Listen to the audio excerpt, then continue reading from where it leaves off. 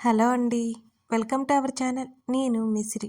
ఈరోజు మనం చెప్పుకోబోయే కథ 'ధరణి కళ్యాణం' పార్ట్ 10. ఇక కథలోకి వెళ్దాం. ధరణి, వన్ మోర్ కిస్ అని ఆమె చెవి దగ్గర గుసగుసగా చెప్పాడు. ధరణికి కొత్తగా ఉంది అతను పర్మిషన్ అడగడం.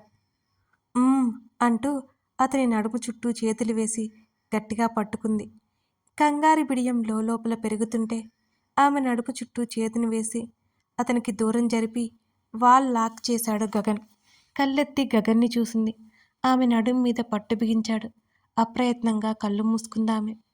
ఆమె పెదవులని అందుకున్నాడు. అతని ఛాతీ మీద మంట అస్సలు తెలియలేదు అతనికి. అమృతం కురిపిస్తున్న ఆమె అదరాలను రుచి చూడసాగాడు. ఆమె పెదవుల వదిలి ఆమె కంఠం మీదుగా ముద్దు పెట్టుకున్నాడు. ధరణిని చూశాడు.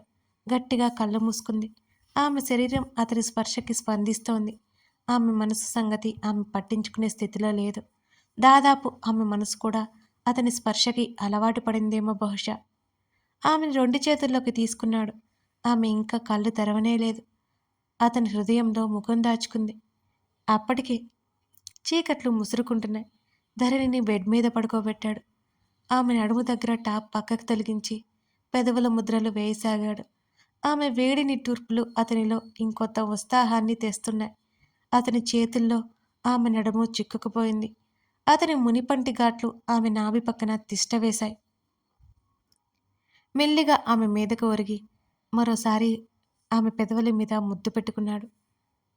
నా టచ్ నీకు ఓకేనా? ఫీల్ మై టచ్ అన్నాడు. అంటూ ఆమె పెదవులు విచ్చుకున్నాయి. ఆమె కింద పెదవిని బైట్ చేసి వదిలేశాడు. అతని చుట్టూ చేతులు వేసింది. ఆమె హృదయం బాగాన మడో తడిముద్ర వేశాడు. అప్పుడే కాలింగ్ బెల్ పదే పదే మోగుతోంది. అయినా గగన్ పట్టించుకోలేదు. మళ్ళీ మళ్ళీ మోగుతుంది. ల్యాండ్ లైన్ గోల చేస్తుంది. అసహనంగా ధరణి వైపు చూశాడు. ముఖం పక్కకు తిప్పుకుంది. ధరణి మీద నుంచి పక్కకు లేచాడు విసుగ్గా. ధరణి వస్తున్న నవ్వు ఆపుకుంది. సీరియస్గా చూశాడు. వెంటనే తల తిప్పుకుంది ధరణి. షర్ట్ వేసుకుని బాల్కనీలోకి వెళ్ళిపోయాడు గగన్. డ్రెస్ సరిచేసుకుని బయటికి వెళ్ళిపోయింది. డోర్ ఓపెన్ చేసింది. ఎదురుగా శాంతి ఉంది. శాంతిని సాయంత్రం రమ్మన్నట్టు చెప్పిన విషయం గుర్తొచ్చి తల కొట్టుకుంది ధరణి. గగన్ విషయం గుర్తొచ్చి నవ్వుకుంది. అమ్మా, నిద్రపోయి లేచారా? చెదిరిన జుట్టు చూస్తూ ధరణిని అడిగింది శాంతి. అవును తడబడుతూ చెప్పి లోపలికి దారిచ్చింది ధరణి. అమ్మా, మీకేం కావాలో చెప్పండి, టకటక వండేస్తాను అంది. రోడీలు చేసి వెళ్ళు, ఆయన ఇంట్లోనే ఉన్నారు, త్వరగా చేసేసి వెళ్ళిపో, చీకటి పడిపోయింది కదా అంది. ముసిముసిగా నవ్వుకుంది శాంతి. ఎందుకు నవ్వుతున్నావు అని అడిగింది ధరణి. ఏమీ లేదమ్మా, బాబుగారికి కాఫీ కలిపిమ్మంటారా అని అడిగింది శాంతి. ఉలిక్కిపడింది ధరణి శాంతి మాటలకి. ఏమైందమ్మా? శాంతి అయోమయంగా చూస్తుంటే అంటూ కంగారుగా తమ రూమ్ వైపుకి పరిగెత్తింది ధరణి. ధరణి ఒకందుకు వెళ్తే శాంతి ఇంకేదో అనుకుని నవ్వుకుంది.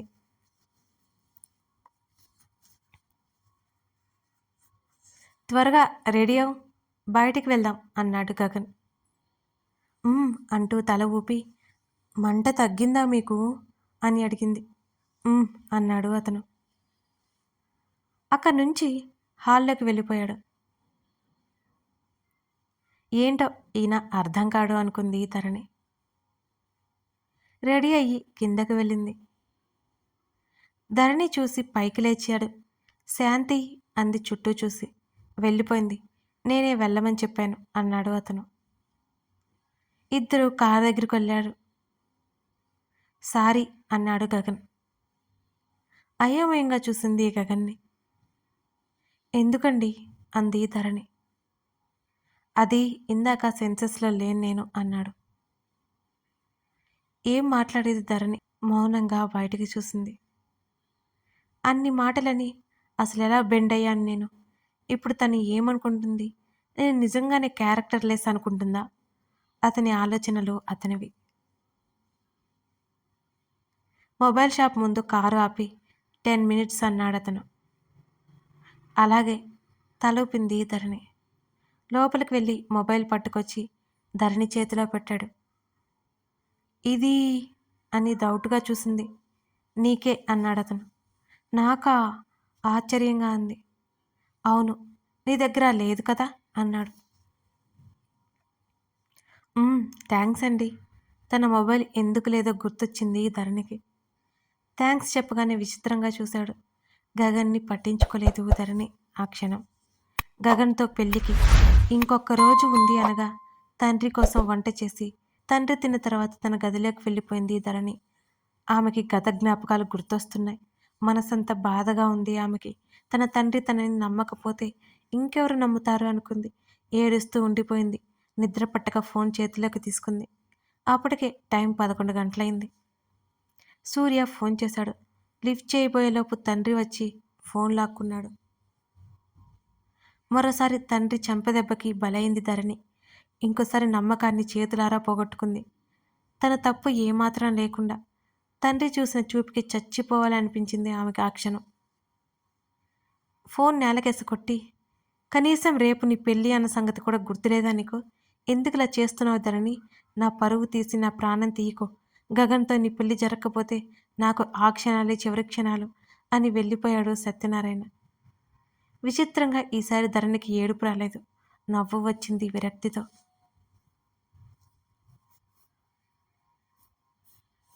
అన్నీ గుర్తు చేసుకుంటున్న ధరణికి, ధరణి అని గగన్ పిలుపుకి గత జ్ఞాపకాల నుంచి బయటకొచ్చింది. ఏమైంది?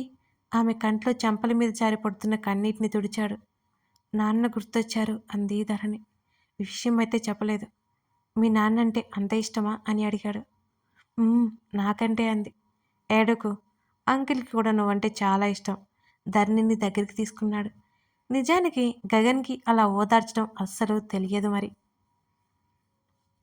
అతని ప్రవర్తన అతనికి ఆశ్చర్యంగా ఉంటోంది ఆమె దగ్గర. నిజంగానే నేనంటే చాలా ఇష్టం నాన్నకి అనుకుంది ధరణి. సముదాయించి వదిలేశాడు అతను. కారు విండో దిగి ఉండడంతో దూరం నుంచి వారిని అలా చూసిన దేవ్ మనసు చీకట్లోకి వెళ్ళిపోయింది. గగన్ని అభిమానంగా చూసింది ధరణి. గగన్ నుంచి అసలు ఆమె ఆ రియాక్షన్ ఎక్స్‌పెక్ట్ చేయలేదు. ధరణి ముఖంలో వెలుగు చూసి ఆమె రూపాన్ని కళ్ళల్లో నింపుకొని బైక్ స్టార్ట్ చేసి చూసుకోకుండా వేరే బైక్‌కి డాష్ ఇచ్చాడు దేవ్. అయ్యయ్యో! గట్టిగా అరిచింది ఒక అమ్మాయి. వెనక్కి తిరిగి కంగారుగా చూశాడు దేవ్. భుజానికి హ్యాండ్ బ్యాగ్ తగిలించుకుని 2 చేతులు చెంపల కింద పెట్టుకుని షాక్ అయి నిలబడి ఉంది ఒక అమ్మాయి. కంగారుగా బైక్ దిగి సారీ అండి చూసుకోలేదు అన్నాడు. ఇట్స్ ఓకే మీరు వెళ్ళిపోండి. ఇది మా సార్ బైక్. అసలే డేంజరస్ పర్సన్. వెళ్ళండి వెళ్ళండి కంగారు పెట్టేసింది. పర్లేదు నేను చూసుకుంటాను. అలా వెళ్ళిపోలేను అన్నాడు Dev. No no sir please వెళ్ళిపోండి. మీకోసమే చెబుతున్నాను. మీరంతగా భయపడుతున్నారు. మీరు అతని కింద అసిస్టెంటా అని అడిగాడు దేవ్. ఆ అతని మాటలకి చిన్నగా నవ్వుకుంది. నాకు ఇలా వెళ్ళడం ఇష్టం లేదు కానీ మీరింతలా చెప్తుంటే వెళ్లకుండా ఉండలేను. థ్యాంక్ యూ చెప్పేసి బైక్ స్టార్ట్ చేశాడు దేవ్. అప్పుడే అక్కడికొచ్చాడు 50 ఏళ్ల వ్యక్తి. బైక్ స్టార్ట్ అవ్వట్లేదేంటి? పక్కనే ఉన్న అమ్మాయిని చూశాడు. ఐ డోంట్ నో అడ్డంగా తల ఊపింది. స్వీటీ నిజం చెప్పు అన్నాడతను. నిజంగా నాన్న స్టార్ట్ అవ్వట్లేదు అంది. మెకానిక్ షాప్ దగ్గరలో ఉంది. ఇచ్చేసి వస్తాను. క్యాబ్‌లో వెళ్ళిపోతాను అన్నాడు. నా కార్‌లో రావచ్చు కదా అంది నవ్వుతూ. దేనితో అయినా బైక్ మీద కొట్టావా? నీ కార్‌లో రాలేదని అనుమానంగా చూశాడు కూతురి వైపు. నాన్నా అంది మూతి ముడుచుకుని. సరే సరే సాధించుకున్నావు కదా అన్నాడు.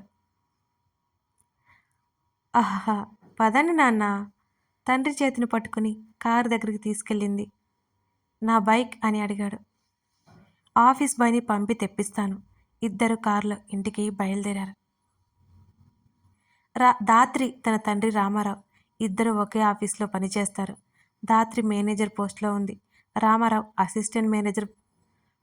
కూతురు హై పొజిషన్లో ఉన్నందుకు లోపల సంతోషంగా ఉన్నా పైకి మాత్రం ఇగో చూపిస్తున్నట్టు ఫీల్ అవుతారు రామారావు.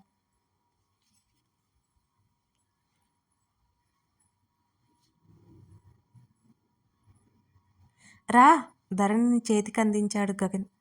షాక్ తగిలి బిగుసుకుపోయింది ధరణి.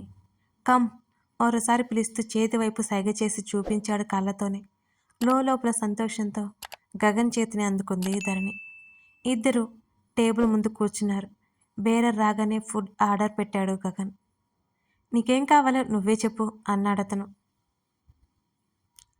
మీ ఇష్టమండి అని ధరణి అనగానే చురుగ్గా చూశాడు ఆమెని. తర్వాత తనే ఫుడ్ ఆర్డర్ ఇచ్చింది.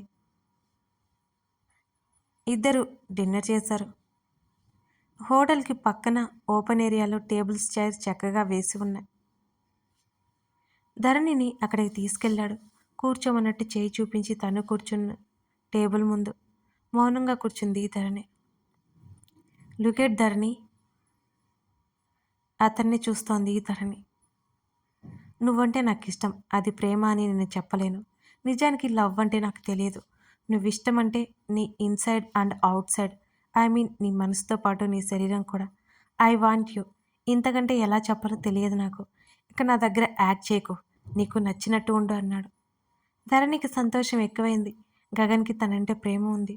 కానీ అది చూపించే విధానమే వేరు. నీకు నా గురించి పూర్తిగా తెలుసు. ఇంకేమైనా అడగాలా అని అన్నాడు. నిజానికి ధరణికి గగన్ గురించి ఏమీ తెలియదు. సత్యనారాయణకి గగన్ ఏంటి అనేది తెలుసు. ఇక గగన్ గతంతో తనకి సంబంధం లేదు అనుకుంది ధరణి. అంది తల అడ్డంగా ఊపుతూ. నీ గురించి చెప్పు అని అడిగాడు.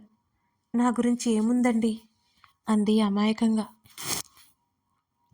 నాకెలా తెలుస్తుంది? నువ్వే చెప్పాలి అన్నాడు అతను.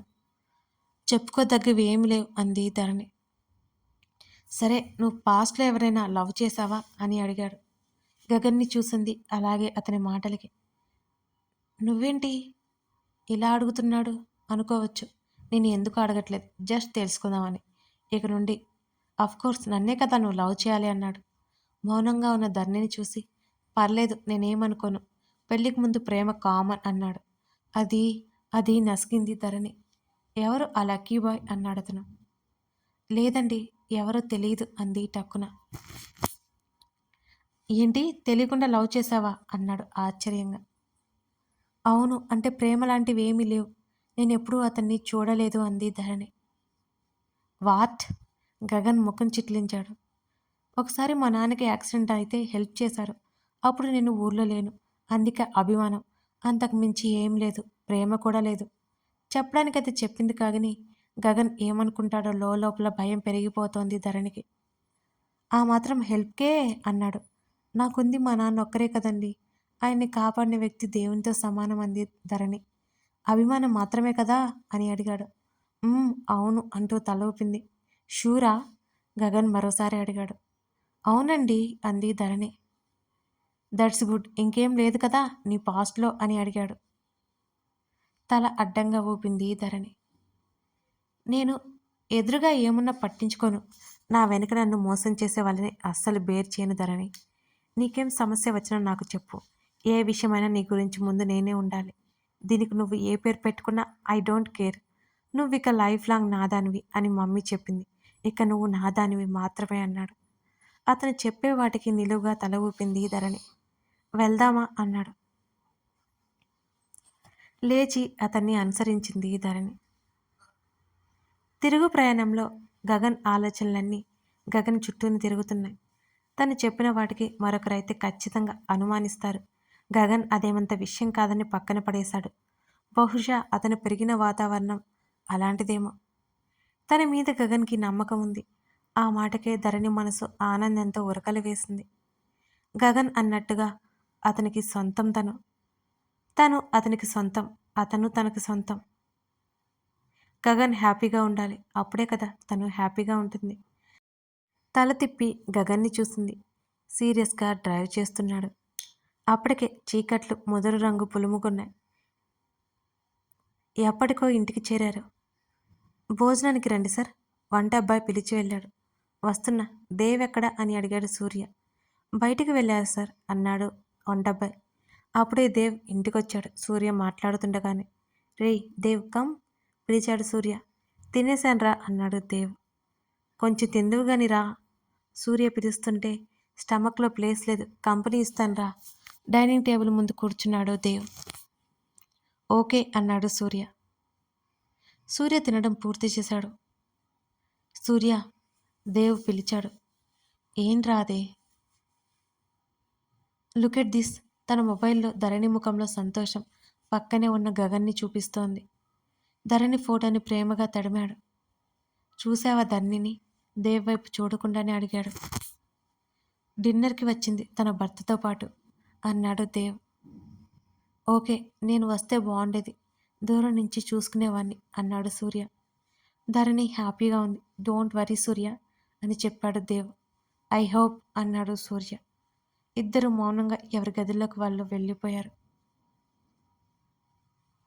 ఎప్పటిలా తన సీక్రెట్ రూమ్లోకి వెళ్ళి ధరణి ఫోటోల మధ్య గడిపేసి వచ్చాడో దేవ్.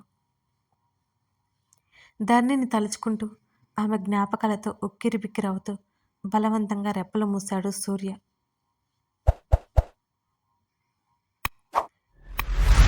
గగన్ ల్యాప్టాప్ ముందేసుకుని కూర్చున్నాడు. పాలు గగన్కి నచ్చవని జ్యూస్ తీసుకుని వెళ్ళింది ధరణి. ఏం చేస్తున్నారు? ఎలాగైనా గగన్తో స్నేహంగా ఉండి అతన్ని సంతోషంగా చూసుకోవాలనుకుంది ధరణి. భర్త ఆవగింజంత ప్రేమ చూపిస్తే కొండంత ప్రేమను పంచుతోంది తన భార్య. దాదాపు ప్రతి అమ్మాయి ఇంతేనేమో. డాడీ ఆఫీస్ వర్క్స్ నా నెత్తిన వేశారు. మనం హైదరాబాద్ రిటర్న్ అయ్యాక అన్ని రెస్పాన్సిబిలిటీస్ నావే అన్నాడు. మీరు ఇవన్నీ చేస్తారా అని అడిగింది. వెంటనే ధరణిని చూశాడు. అంటే ఏంటి నీ ఉద్దేశం? బేవర్స్ బ్యాచ్ అనుకుంటున్నావా అన్నాడు సీరియస్గా. అలా కాదండి అంటూ మూతి బిగించి తల అడ్డంగా ఊపింది. ఇంకెలా అనుకున్నావు? ల్యాప్టాప్ షట్ డౌన్ చేశాడు. ఆమె వైపు అడుగులు వేశాడు. అంటే అది అది అంటూ అడుగులు వెనక్కి వేసింది ధరణి. గగన్ ఇంకా దగ్గరికి వస్తుండడంతో కంగారుగా జ్యూస్ గ్లాస్ తన మీద ఒలికించుకుంది. గాడ్, నీకు చేతులు నిలవ్వా?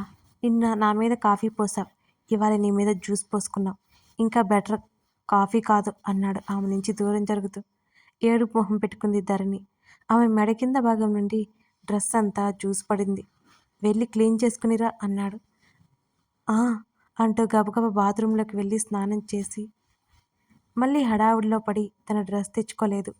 తల పట్టుకుంది ధరణి. డోర్ కొంచెం ఓపెన్ చేసి తొంగి చూసింది. బెడ్ మీద పడుకొని ఫోన్ చూసుకుంటూ కనిపించాడు గగన్. గగన్ని డ్రెస్ ఇవ్వమని చెప్పాలి అనుకుంది. అంతలోనే అలా ఎలా అడగాలి అనుకుంది. టవల్ చుట్టుకుంది. తప్పదు, ఇప్పుడు తను డ్రెస్సింగ్ రూమ్లోకి వెళ్ళిపోవాలి. గగన్ తనని ఆపితే ఎలా? కథ కొనసాగుతోంది. మీకు ఈ స్టోరీ నచ్చితే తప్పకుండా లైక్ చేసి మీ అభిప్రాయం ఏంటో చెప్పండి. నేను కథని కొనసాగిస్తాను. Thank you.